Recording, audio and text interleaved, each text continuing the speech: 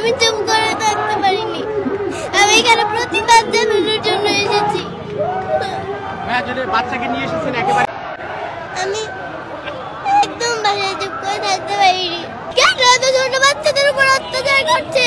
আমাদের মুসলিমদের উপরেই কেন এত অত্যাচার করা হয়? আমার থেকেও ছোট বাচ্চাদের ওরা হত্যা করছে।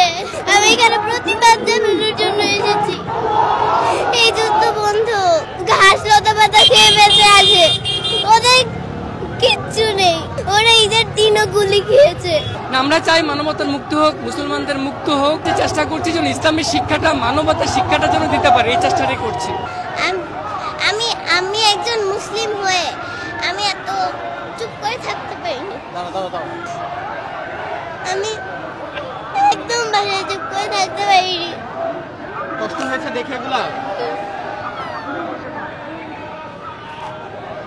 যখন দেখেছো তখন কি মনে হয়েছে? কেন আমার ভাই বোনদের উপর, কেন এত ছোট বাচ্চাদের উপর অত্যাচার করছে? আর আর কি খারাপ লেগেছে তোমার? আমাদের মুসলিমদের উপরেই কেন এত অত্যাচার করা হয়? আমি এসব ভাবতে পারি না। খুব খারাপ লেগেছে তোমার?